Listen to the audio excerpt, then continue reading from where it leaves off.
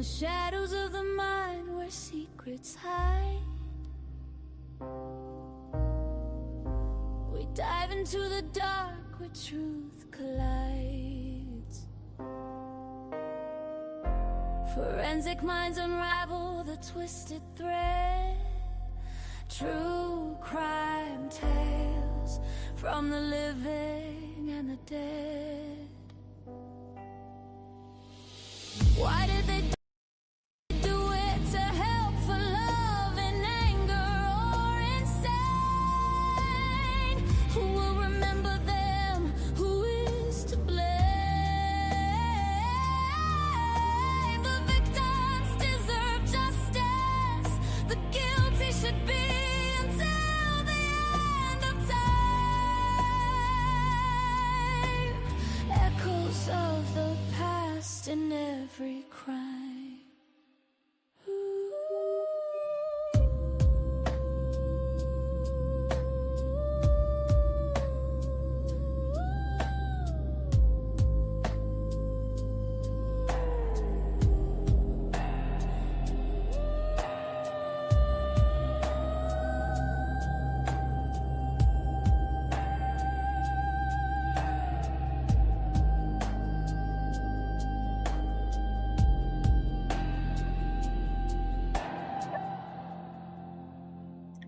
Hey, everybody. I hope you guys are all doing really, really great and wonderful.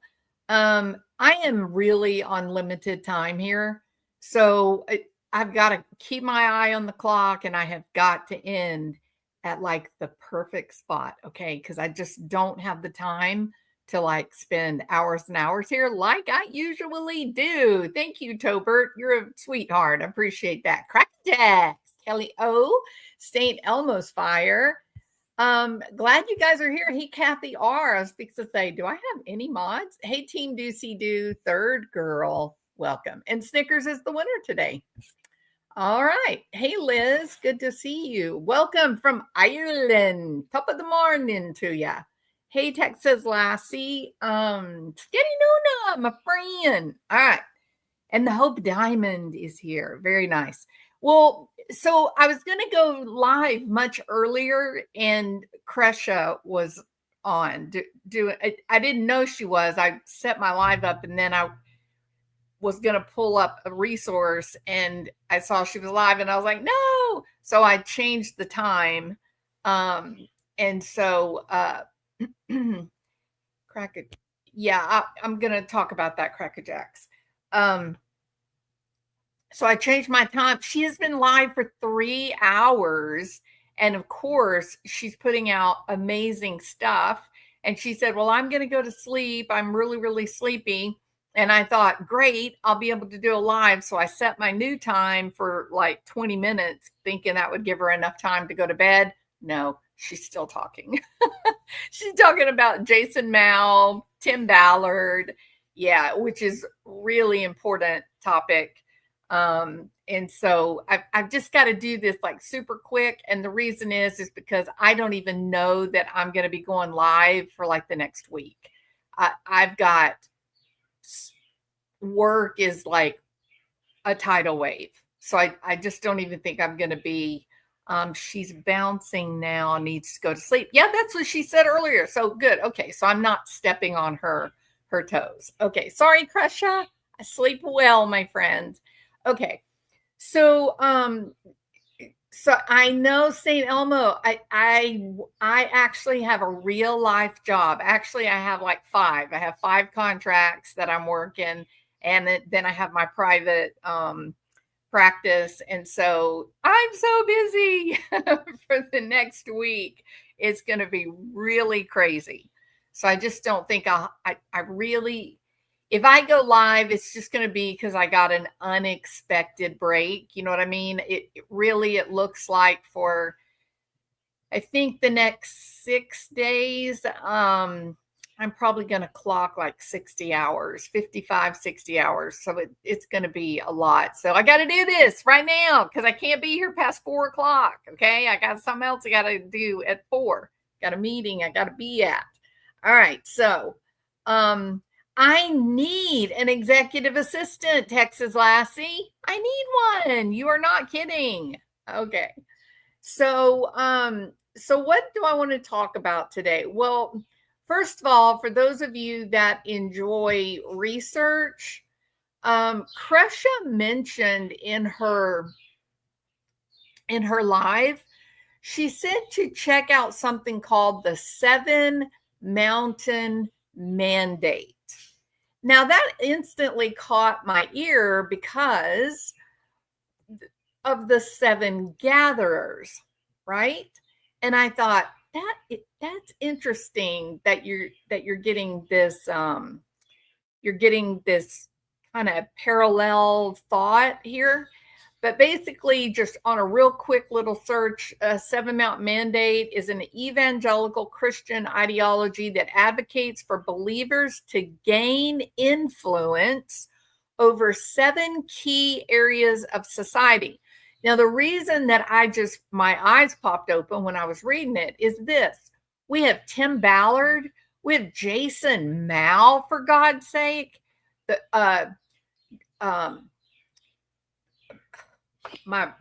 Mitt Romney is one that comes to mind. We have people that are in these types of organizations. They come in and they do speeches and such, and they're in very powerful positions, right?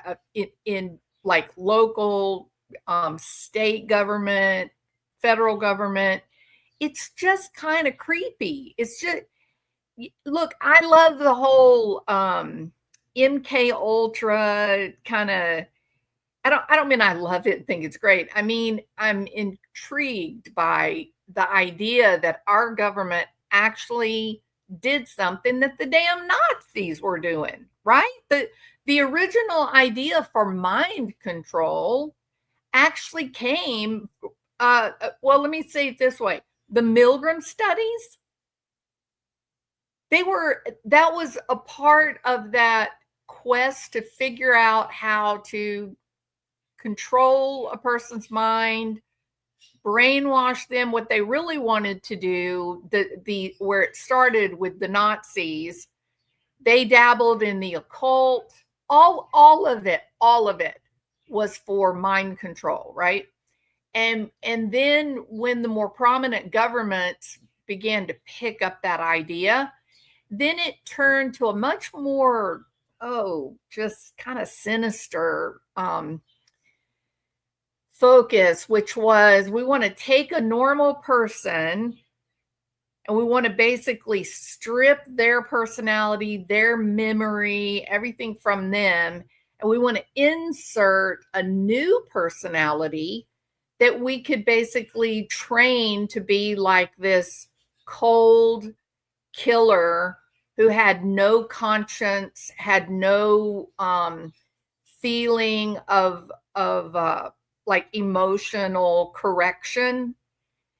And then to be able to have that person switch in and out of being a normal person to being a cold-blooded killer to being a normal person. And that, of course, is where you get the Manchurian Candidate talk. So look, I'm of the belief, and this is my opinion only, I'm of the belief this crap is still happening now. I will never believe that this was just dropped. I know that in Haight-Ashbury in California, during the 70s, that would have included like Charles Manson's group. You know, he got messed up with one of the Beach Boys. There were lots of connections between Roman Polanski was actually indicted on child molestation, right? They flew him off to, I believe he went to France. They flew him off to France. He was allowed to leave the country, just like Osama bin Laden's family. The day the Twin Towers fell, he got on an airplane and took off, right? His whole family, something like 30-something people, loaded up on planes, went home, and they never faced any questioning by the officials at all. So there's strange connections, there's strange outcomes, and we know that marijuana was something that was common during the Vietnam War. And so the big hippie scene in California, the Haight-Ashbury area was a real limited place. So, a couple of streets, a few city blocks, but it was all hippies. You had some of the music people coming in there and hanging out. And that was where they introduced LSD into the population. Think about that. So we had all of this experimentation with LSD by the CIA's doctors, and we know that that's real. We know. We just had a senator that came out not long ago and said it happened. We know it happened. Okay, so we know we were doing that awful, disgusting, horrible stuff. I hear about things like the primal scream therapy that was happening a little bit after that. And I look at it now with all we know as a behaviorist, all we know about the brain and learning and triggers, memory, both memory encoding and memory retrieval. And I know that when there's a little kid who's having anger issues and hitting and biting and striking out, I am not going to tell him to take a pillow and beat the shit out of the pillow. You want to know why? Because our experiments have shown without a doubt that aggression simply promotes more aggression. The more the angry little kid hits the beanbag or hits the pillow, the more overcome and overwhelmed he gets. Generally, in the experiments, they would end up just falling to the floor sobbing. It's just the most horrible things. Horrible. We know now that is absolutely the wrong thing to do. Look, there's nothing wrong with anger. Anger is a normal, healthy emotion. It gives you energy so that you can change whatever isn't working. It helps you develop insight when you might not otherwise see these details. Anger sharpens your focus. So anger is not a bad thing. It is what people do with their anger if they're never taught how to manage it properly. The key to dealing with anger is this: understand it. Understand that anger is just high emotion. There's another part of your brain that is giving the anger meaning. It's like saying, oh, you're mad because blah, blah, blah.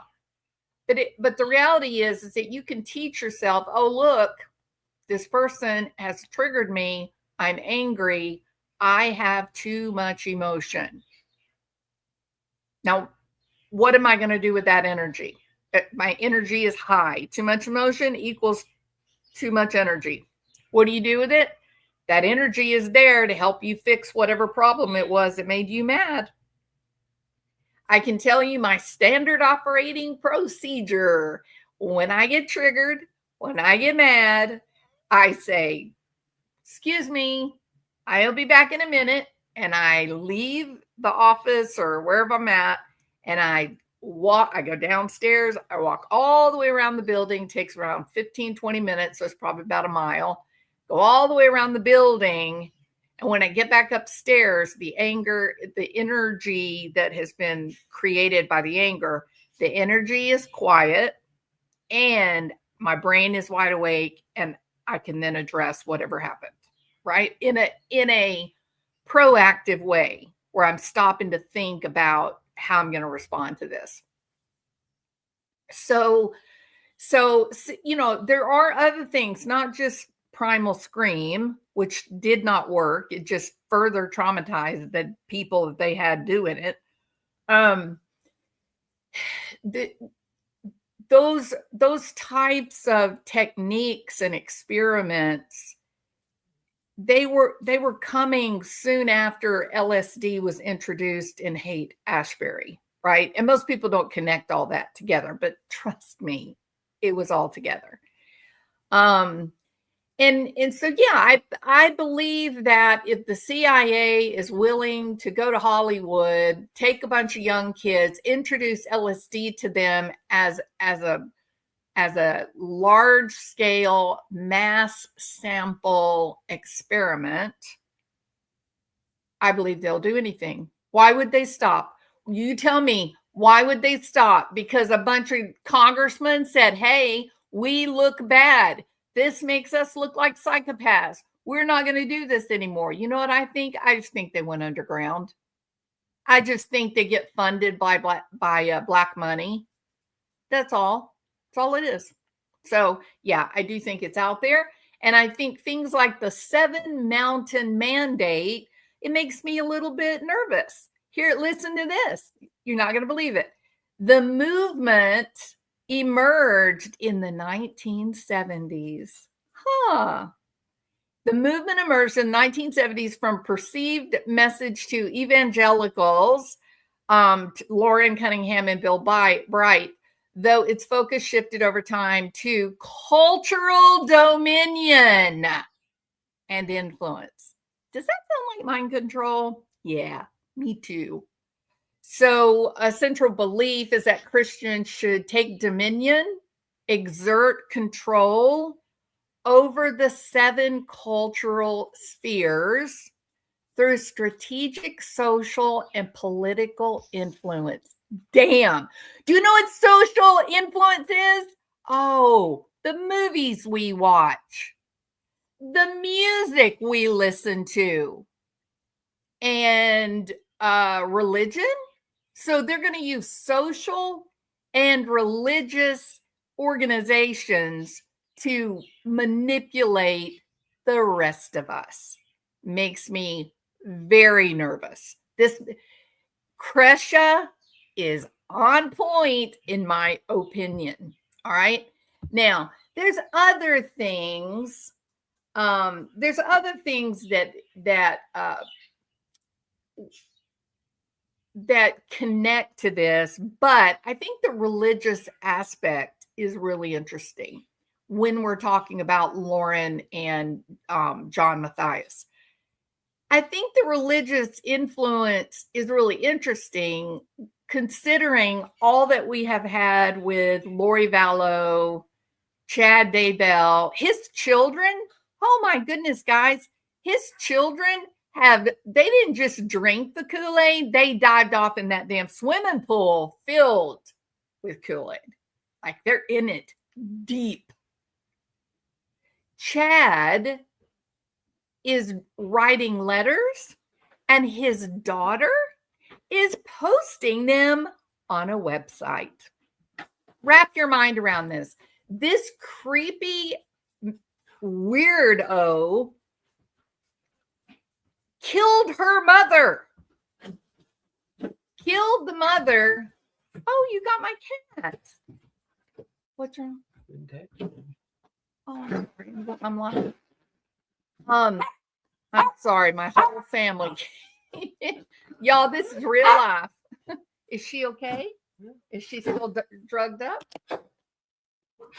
Oh, it was pretty ragged, didn't she? But at least she's not going to be cold. Okay. It should have been right at 400. 7? Okay, I'll send you the money. Yeah, I knew it was 400. Did you get the medicine? Yeah, it fell off in the floor in here. I'm gonna put it in the drawer. The damn medicine's $150. They put the first dose on her. She doesn't get another dose till. Okay, thank you. Can you get that old dog and make her quit barking? I'm so sorry, gal. I am so sorry. My whole family walked in the door. Peaches had to go today and get her hair cut. I told y'all she's a Persian. She's a moon face Persian, and her hair never stops growing. So she has to go and get her hair cut every now and then. So like 3 times a year. So anyway, back to what we're talking about. I apologize for all that disruption. I should have hit the pause and put music on or something. Okay, so what was the last thing I said? Glad to hear it worked for you too. I've been good for the last 4 years and haven't looked back. Oh, y'all are talking about the ayahuasca, maybe? Is that what y'all are talking about? Okay, so I made the connection. Tim Ballard. Okay, so I was ready to move on to Lauren and John Matthias. You know, you have to question, is it controlled opposition, right?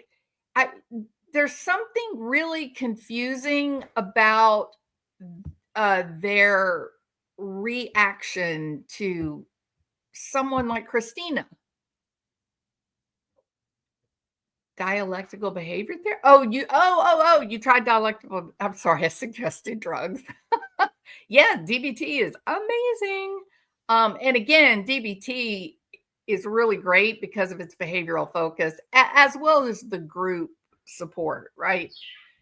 But getting back to behaviorism, that's all it does. It takes CBT and really turns it more into like BCT. You know what I mean? The Manson murders, our government has their hands in everything. I mean, everything extraordinary. Would you agree, Mary? I would say everything extraordinary. Okay. So with Lauren, I find it fascinating that she has had such a peculiar reaction to the people that she was nasty to. Now, listen, guys, if you're mean to someone, you call it, you get into a group chat and you're talking crap about one of your friends, is part of you expecting that one day you may have to face the music? Your friend may find out, right? That's normal. That's natural.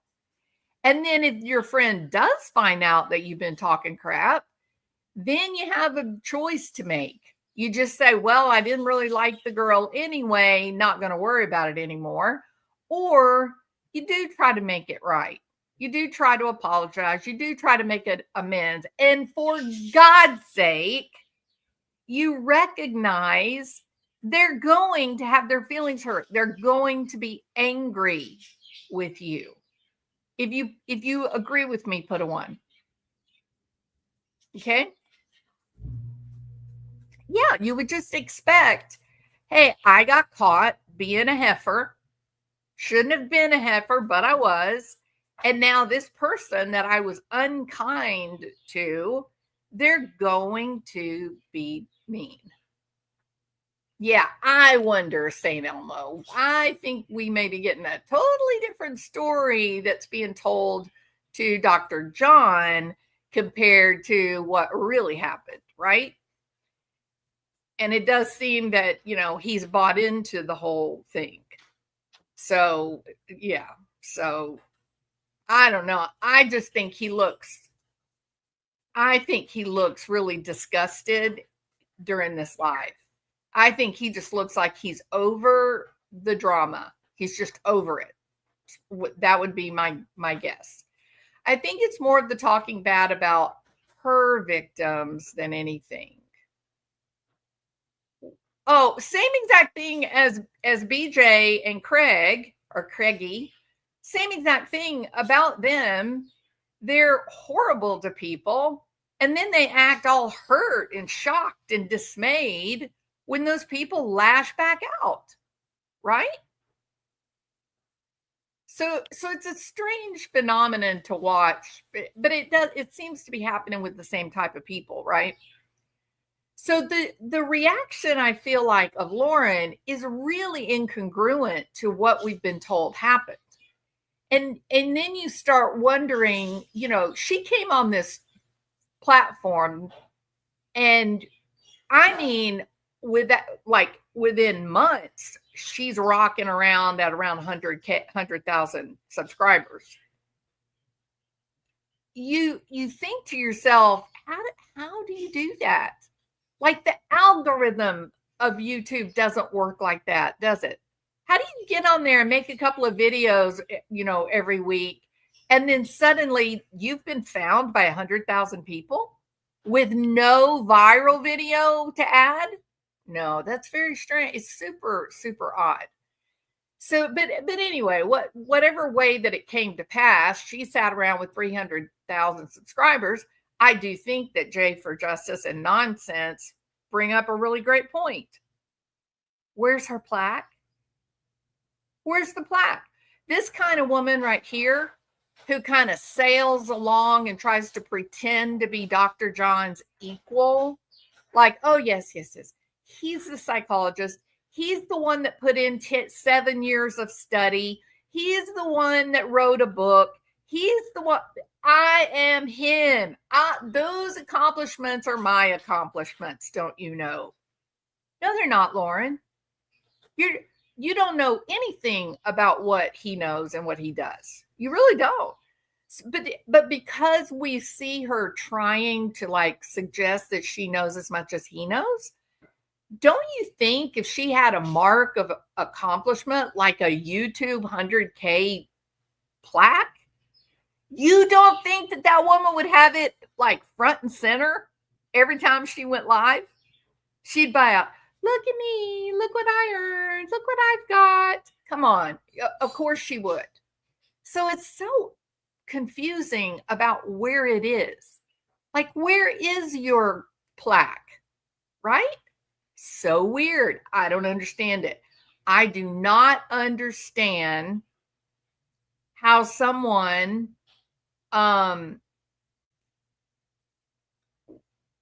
just, you got 330,000 subscribers, and so you say, hey, look, I got a plaque, throw it in the trash? No, I don't believe that. It's too weird. It's just too weird.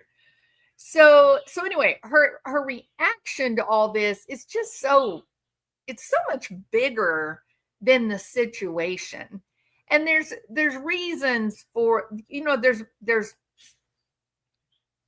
certain things that might account for why it's out of it's far more pronounced than what you and I would do.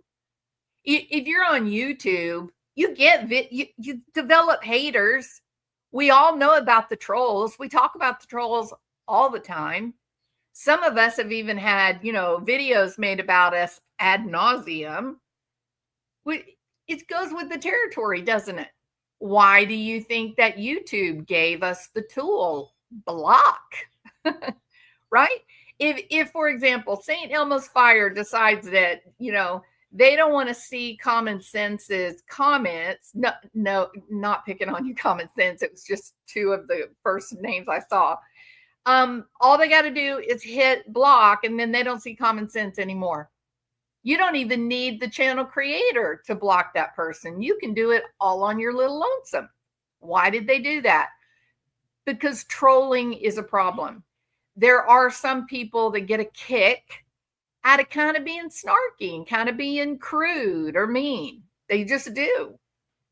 So you can't run around throwing everybody in jail that says something you don't like, Lauren. Let's be real. How are you going to do it? How are you going to manage that? How are the court system going to manage that, Dr. John? Stop and think about what you're saying, Dr. John. Stop it. Stalking. First of all, Lauren did not bring a defamation case, right? That was not brought. So she doesn't have anything even close to evidence. The little tiny bit that she's got, she wanted to walk in and get a restraining order and have this girl thrown in jail for a month away from her kids and make her pay $6,000 to Lauren and make her pay Lauren's attorney's fees, which Lauren hired 4 attorneys. Lauren, girl, you have jumped off in that swimming pool full of Kool-Aid, haven't you? You are so deep into Lori and Chad Vallow's story that you are now imagining that you are part of it. That you are living that dark, seedy, frightening, scary story that ended up in the death of 2 kids You literally sat in the bed crying and said, I'm not dark.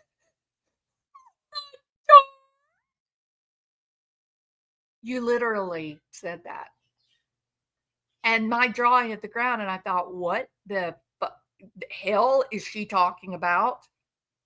What is she talking about? She's not dark?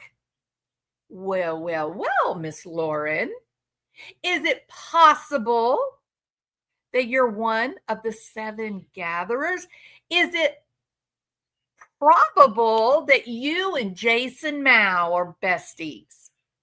Or maybe it's Dr. John that's friends with Jason Mao. Exactly what is it about you, Lauren, that made you say, I'm not dark. I'm not dark. What? She has romanticized victimhood. Wow. You are so right on. Wait, I tried to. Where did it go? There it is. Sorry. Okay, you're exactly correct, sweet liege. My liege. Lauren Matthias has romanticized victimhood. She has immersed herself in the true crime world to a point she is having fantasies of being a victim. Man, I'm so glad you were in here, sweet liege. Thank you so much. You're dead on. That's it. 100%. That's it. Well, if you take a little swim and dog paddle around the Kool-Aid pool, then you think I need to be a victim because, oh, look at all the love the victims are getting. Oh, look at everybody loves the victims. I want to be a victim. I want people to love me. Right? Dr. John, are you listening?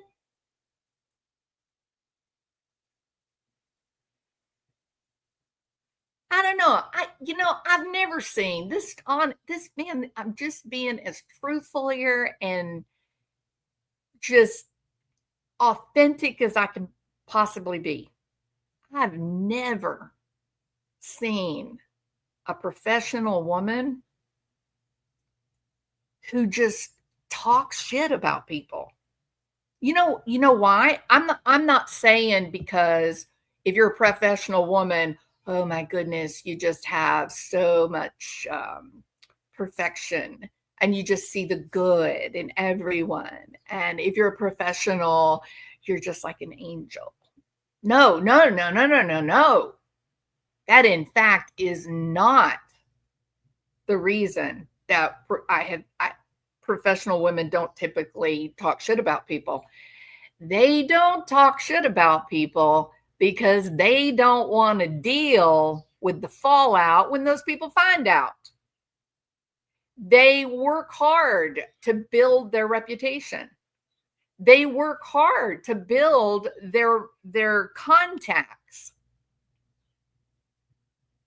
You are going to lose your contacts.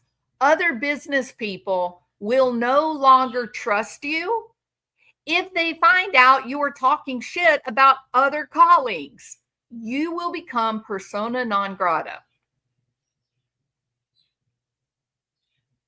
Right? So the first thing, that I'm trying to wrap my head around is why did this woman collect these young girls? They're all young, right? They're all so much younger than she is. Why did she collect all these young girls around her? And then they would go drinking and they'd talk shit. They'd get on their little group text and talk shit. Why did you do that, Lauren? Honestly, I know a lot of women that are professionals. I'm talking doctors, like surgeons. doctors, other psychologists, licensed LPCs, therapists, accountants that have their own business, medical coding, that women that own the medical coding business. I know a lot of them. And when we all go out, I'm talking about we go out for lunch or whatever, we grab a quick sandwich, or we typically will do like a Christmas party at some point where we'll all go to a restaurant or whatever, play some games, that kind of thing. Guess what we don't do, Lauren? We don't talk shit about the people that are not there. We play games. We thank each other for the hard work. We talk about certain accomplishments. If somebody in the group has had a particularly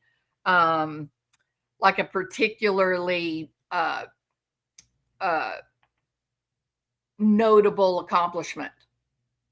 Those are things we talk about, or we talk about our kids or our husbands. But we always have like activities planned, right? While we're there, we play like funny games and stuff. Okay. So how did this woman put herself into an environment where she's with young people? First of all, not her peers.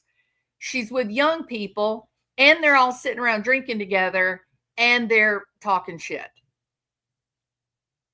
You were not in the mindset of being that professional. You said the word professional, I don't even know how many times. And I can't stand to rewatch the live to count it. All I know is my ears kept hearing professional, professional, professional, professional. There was nothing professional about a 9-hour live that was just a shit show. You literally got the bedspread and wiped the snot of your nose. Is that professional? Is it professional? No, it's not. You know what would be professional? Stay off the damn internet. When you're upset, when you're sad, when you're upset and you get on the internet, train wrecks happen and thousands of people come to watch the train wreck, don't they? I know for a fact it happened to me. My dad died. I was freaked out about that, got triggered, acted like an idiot, made my apologies. Not my finest moment, I can promise you. I was just humiliated that I did that. Okay. Oh yeah. Yeah, be frank. I'm not dark. Girl, you need to step away from true crime for about a month or maybe even 6 months. But you have fallen in love with the idea of being a victim of crime. You have insidiously crawled up into the middle of these families to the point that you're even saying on the damn live that Tammy Daybell's sister sent you flowers as if you had died.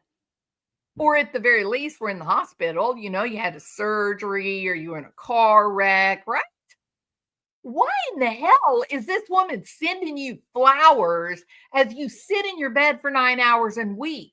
What is that about? I don't understand that. Why are you in the family of Tammy Daybell to a level that they are sending you flowers because you are having a temper tantrum? Why are you cozied up with Colby Ryan and his family, his wife and children? Why are you trying to cozy up with the family of Charles Vallow? I believe, it's my opinion, you just have romanticized victimhood. You've turned it into a popularity tool. If I'm a victim, people will love me. Just like, oh, look at the family of Charles Vallow. Look how everyone loves them. Look at Tammy Daybell, her family. Everybody loves them. You know where you're so wrong about that? Those people would give anything to not be victims, Lauren, because it is soul crushing. It rips your heart out. There's something that changes inside of you. Your thought patterns are modified by the intensity of the grief. And frankly, I would think that your husband would understand that.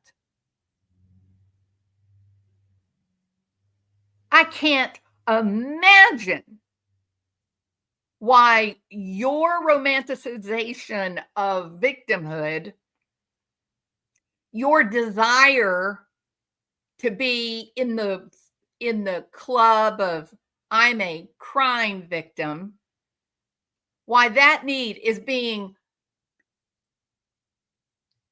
I can't even think of the word, molded and enriched.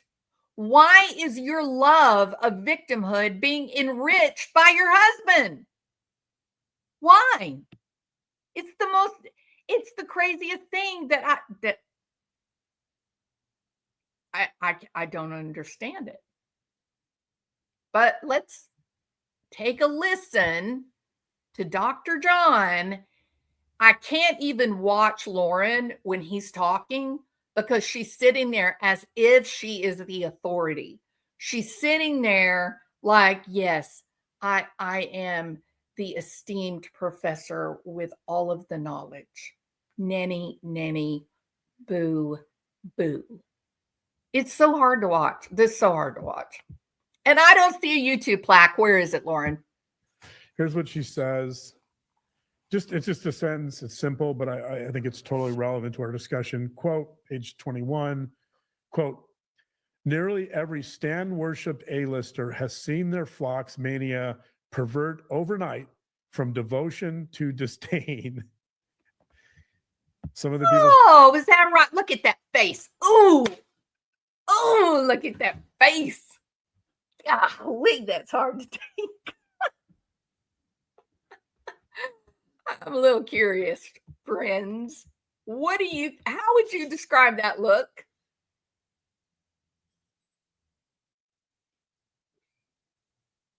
Right. Yeah, Snickers. Yes, Miss Cheese. I don't know, Crackerjacks. I don't know. Smug. Oh, Maggie May. Yes, so smug. Wowzers. I know, Kelly. She's cosplaying. That is a narcissistic smirk.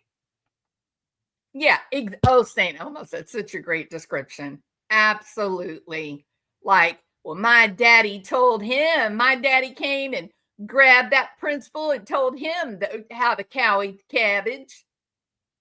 Yeah, I told you so. There you go, Ennis. Oh my God, I can't even look at it. I can't look at it. Okay. So you know what he said in that quote, the reason that he read that quote was to say, look, this person understands us. This person is going through what we are going through. We're not alone. Listen again. I see celebrities dehumanized all the time. Oh, real shut up, Simple, Lauren. but I think it's totally Shut relevant up. to our discussion. Quote, page 21, quote, nearly every Stan worship A-lister has seen their flock's mania pervert overnight from devotion to disdain. Some of the people should talk. From devotion to disdain. Guess what, Lauren? You hurt a lot of people. You even broke the law when it comes to Lori Hellis's manuscript. You tricked Nate Eaton, and he's a good guy. You know what I mean? So no, you're the people that love you, the people that follow your channel and listen to you. They did not just one day jump up and say, oh, we love, we love, we love, we hate, we hate, we hate. That did not happen. In fact, the loss of subscribers has been pretty slow considering how terrible this is. So I don't know what she's being all smug about. I don't know what the hell Dr. John is laughing about. But no, in no way does that quote reflect the reality of what has happened here. You literally were mean to people, and then you turned around when one of them started making stupid little TikToks, not even saying your name. Had you kept your mouth shut, no one would have known about her TikTok channels. Nobody would have known. Nobody would have cared, Lauren. You wanted this. I believe that in my soul. You wanted this because you have fallen in love with the idea of being a victim. You wanted to go into that courtroom and you wanted to have your day. You wanted your time in the sun. Look at me, I'm a victim. I needed a judge to help me. Now everybody loves me. You think the silly, foolish little stuff that Christina is doing or any of the other girls in that group, you think that silly stuff, they're not even in the same state you're in. You think that compares in any way at all to what Kresha has lived through?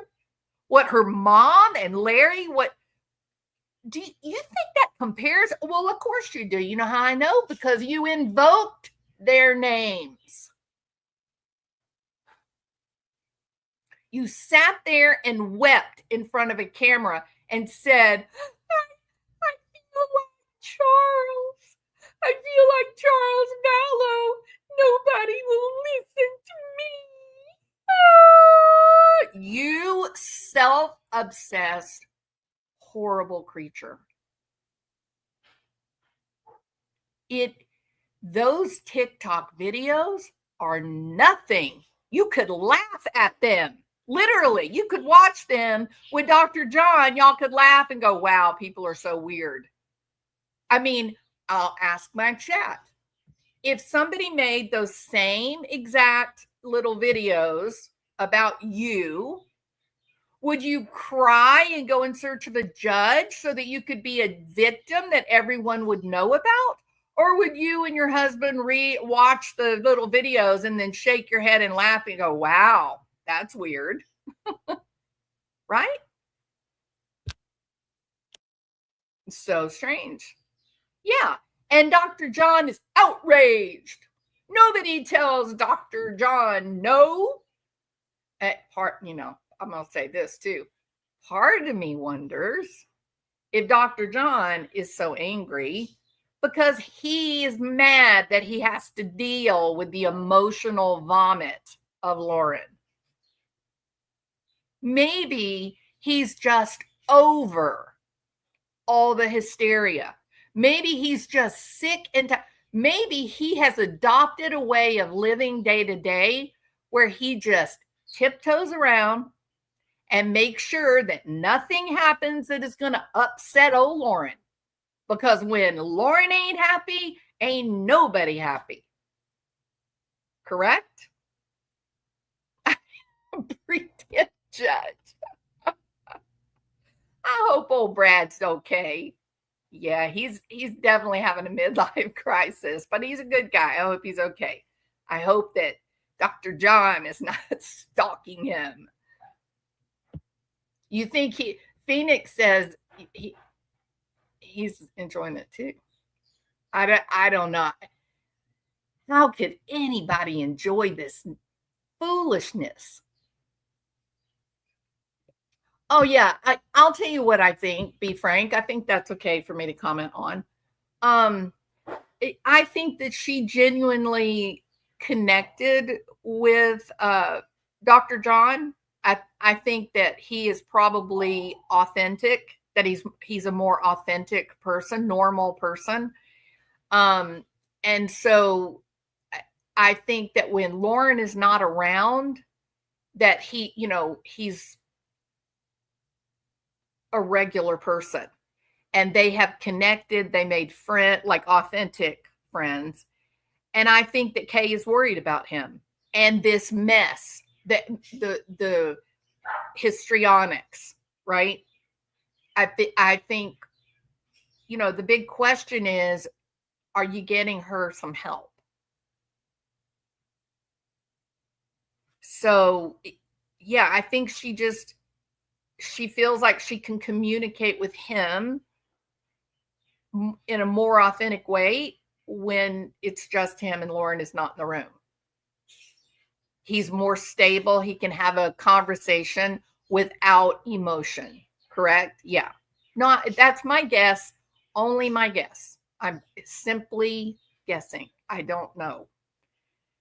Sounds like Lauren may have a life John doesn't know about. Well, Team Doocy Doo 222. I'm picking up what you're throwing down, and I'm not going to comment on it. Walking tippy toe on those eggshells until you decide to tell your wife the truth. Yeah, you just got to say it. You're not a victim. It's not ever good to be a victim of crime. You don't want to be a victim of crime, right? That's what he needs to be saying to her. So there are different types of stalkers. Okay. Now, first of all, there's something called morbid fascination. I think the vernacular of the peasantry would be just more morbid curiosity, where some people have a strong, sometimes irresistible interest in dark, threatening, death-related topics, like true crime. Okay. So many people have this. That's why the true crime community is probably the most active community on the YouTube platform. It is not psychopathic. It is not weird. You're not strange if you like true crime. It is a normal, just part of the evolutionary maturation. It's grown into a human trait. Some of us are very interested in it. There's a lot of different reasons for it. It may be just the emotional triggers, the emotional stimulation. Some of it is scientifically motivated. You're just interested. You're just curious what makes people do the horrible things they do. And other people, because they've been victims of crimes themselves, they're trying to learn so that they can obtain a sense of safety. And, I think Kresha has really found her element in this research that she does. I think it gives her a sense of control. I think she feels more at peace when she's understanding it. It will look what Lori and Chad and Alex Cox did. It defies description by anyone, even the forensic psychologist. Okay. It was too far off the rail. There are no predictive models that could have set that scenario up. It's just not, you just can't. It violated so many principles, so many things that we know about people, family, psychosis. No, there's something sinister is going on with the Lori Vallow, Chad Daybell thing, mayhem. Something sinister. There's something we can't understand. It just was too much. I have said to Kresha that it's my belief that Chad and Lori were not the top of the food chain. Chad and Lori did not envision whatever sick crap was in their head. They did not conceive of it. They did not have the idea and then develop a plan and then execute the plan. They didn't. They're not smart enough to do that. Okay. Chad Daybell used to pray. that the computers in the office would work good. How many of you pray over your computers? Do you pray that your computer will work well? And yet, even though you don't pray for that, the whole day goes smoothly, doesn't it? Your computer does just great, doesn't it? But every time he prayed over the computers to do well, I bet you $1 to a donut that at the end of the day, he would say, oh, everybody, let's give thanks to God. He granted our prayers of having no computer problems today. Isn't that wonderful? And they all said, glory, hallelujah, Prophet Chad. It's how it works, how it happens, right? For those of us that do have morbid fascination, we listen to true crime podcasts. We watch horror films. We are like just hooked to the television when there's a mass disaster or if there's serial killers. We spend decades reading and studying about the worst serial killers of history. It is not psychopathology that does that. It is part of the brain trying to protect the body. And we begin to try to have some understanding of the worst of the worst. So there are multiple types of stalkers, Lauren. Some are rejected stalkers. They make up about 40-50% of the total number of stalkers or stalking situations. Another is intimacy seeking stalkers, about 15-20%. These are usually the people that, get hooked up with celebrities, like they'll like sneak into a celebrity's house. There's also the incompetent suitor. That is about 15% of these people. They have very poor social skills, and they're generally driven by loneliness. They're just strangers to the person they're stalking. They're clueless to rejection. They have maybe a brief occurrence, but then the annoyance begins. And they usually have autism or intellectual disabilities. There's the resentful stalker, 10-15% of these people, and they are looking for, hang on to your hats, gems, revenge for perceived injustice. For example, you talk shit about a friend. They find out, and now they're pissed. And so now they make a TikTok account and do snarky little videos about you. That's it. Revenge for perceived injustice. Nothing that Christina did looked to be unstable. It looked like a regular person whose feelings were hurt by someone that was perceived to be very powerful. Think about that. And the final, the predatory stalker. Oh, I'm terrified. My child, my 8-year-old child. I'm so scared. The predatory stalker is only 5% of the total known cases of stalkers. They are the rarest group, and they are your sexual deviants. They are stalking for the power thrill. They are strangers, usually men, who are stalking, let's use the proper word, targeting female victims. They are voyeuristic at first. As they are getting excited by the things they're seeing as a voyeur, they plan their assault. They are intelligent. They are highly organized. And the chance of true violence is very high. These are people that will follow you home from work. They'll do video recordings through windows, and they're dangerous. And guess what, Lauren? That is not Christina. It is not Christina. Christina has no desire to harm you or your family. And if you weren't so in love with the idea of being a victim, the rational part of your mind would tell you that. You would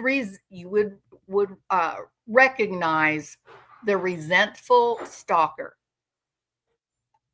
an employee who fires off a hateful letter to the boss because they got fired. Someone who goes online to post defamatory comments or reviews about your business. That's what you're dealing with, and the chance of violence is small. No, actually slight. Sorry about that. That's it. That's it in a nutshell. Yeah, it's incredible, isn't it? Absolutely incredible. All right, you guys are awesome. Thank you for being here. I told you I had to be done at 4 o'clock, and I am 6 minutes over. Y'all have a really, really great day. Oh, Lauren, Lauren, queen of the screen. With Botox so tight, you look like a dream. But your skin's so thin, it's like tissue paper. One wrong word and poof, you're a vapor. Hey, Lauren, Lauren, toes all sore and red.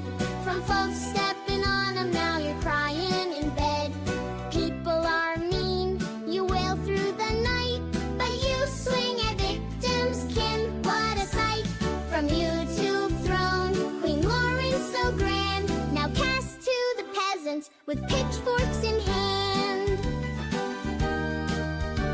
You dish out the drama, true crime with flair. But cross your highness, oh beware. Family members grieving, you pounce like a cat. Claws out and hissing, imagine that. Botox can't hide that frown upside down. Your kingdom's crumbling, you're losing your crown. Hey, Lauren, Lauren, toes all sore and red. From folks stepping on them, now you're crying in bed. People are mean, you wail through the night. But you swing at victims' skin, what a sight. From YouTube throne, Queen Lauren so grand. Now cast to the peasants with pitchforks in hand. Once upon a vid, you ruled the true crime wave. Subs in the millions, oh what a rave. But thin skin and sore toes led to your fall. Now you're scrolling comments, ignored by all. Peasant life calls with no royal decree. Just Botox bills and reality TV. Hey, Lauren, Lauren, pack up your crown. The kingdom's evicting, you're heading downtown. Toes still aching, tears on your sheets. But hey, next adventure, true crime on the street. From queen to the fields with the mud and the muck. Lauren, oh Lauren, next time, better luck. Apologize, Lauren, to victims of our